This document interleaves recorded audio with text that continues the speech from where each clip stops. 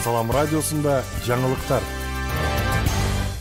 Саламатсыздарбы, эфирде жаңылыктар. Алгаш жаңылыктардын кыскача түрмөгү менен тааныштырабыз.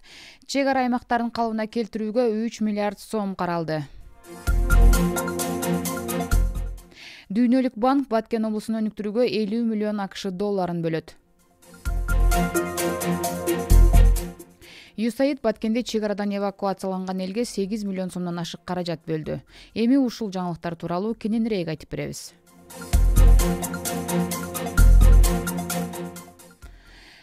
Үстүбүздөгү жылдын 16-17 сентябрындагы Тажикстандын куралдуу агрессиясынан жабыркаган Баткен жана Ош облустарындагы турак жайларды жана мамлекеттик мекемелердин имаратын калыбына келтирүүгө 3 миллиард сом каралды. Бул тууралуу Финансы министрлигинен билдиришти. Бул каражат мамлекеттик органдардын арыздары боюнча бөлүнөт. Сумма капиталдык салымдар беренесинен 2022 жылга республикалык бюджеттин чыгашаларын кайра бөлүштүрүүнүн эсебинен каралган деп айтылат.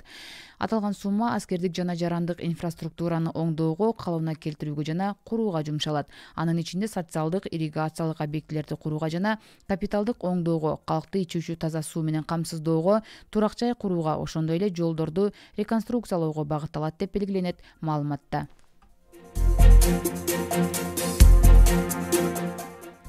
Дүйнөлүк банк Баткен облусун өнүктүрүүгө 50 миллион АКШ долларын бөлөт. 3-октябрда Жогорку кеңештин эл аралык иштер, коргоо, коопсуздук жана миграция боюнча комитеттин төрагасы Чыңгыз Айдарбеков Дүйнөлүк банктын Европа жана Борбордук Азия региону боюнча вице-президенти Анна Берде менен жолугушту. Жолугушууга Жогорку кеңештин бир катар депутаттары да катышты. Бул тууралуу Жогорку кеңештин коомчулук жана ЖМК менен иштөө бөлүмү билдирди.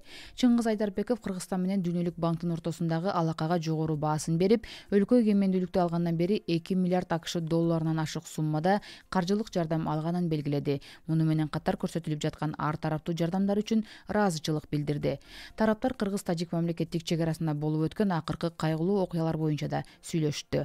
Өз кезегинде Анна Берде Баткен облусундагы түзүлгөн кырдаалга өкүнүчүн билдирип, чек ара маселелерин тынчтык жолу менен гана чечүү зарылчылыгын белгиледи. Ошондой эле бүткүл Дүйнөлүк банк Баткен облусун өнүктүрүүгө, аймактарды экономикалык өнүктүрүү долбоорун ишке ашыруунун алкагында 50 миллион АКШ долларын бөлөөрүн кошумчалады. USAID Баткенде чек арадан эвакуацияланган элге 100 миң АКШ долларын бөлдү. USAID Баткен облусундагы эвакуацияланган үй-бүлөлөргө жардам көрсөтүү үчүн 8 миллион сомдон ашык каражат бөлдү. Бул тууралуу АКШнын Кыргызстандагы элчилиги билдирди. Маалым болгондой, АКШнын эл аралык өнүктүрүү агенттиги тарабынан гуманитардык жардам катары бөлүнгөн бул каражат Баткен облусундагы 400дөй үй-бүлөгө бөлүнөт. Алар чек арадагы кагылышуулардан жапа чеккендердин чукул гуманитардык жардамдарын, муктаждыктарын колдоо максатында жумшалат. Эл аралык Кызыл Крест жана Кызыл Жарым ай коомдорунун федерациясы жабыркагандарга тез арада жардам көрсөтүү үчүн бул көп максаттуу акчалай жардамды бөлүштүрөт. Бул Америка элинин Кыргыз Республикасынын элине көрсөткөн жардамы. Биз Баткендеги жүздөгөн үй-бүлөлөр дуушар болгон кыйынчылыктарды жеңилдетүүгө жардам берип жаткан эл аралык гуманитардык аракеттерге өз салымыбызды кошуп жатабыз, деди АКШнын Кыргызстандагы элчилигинин убактылуу ишенимдүү өкүлү Саната Колтер.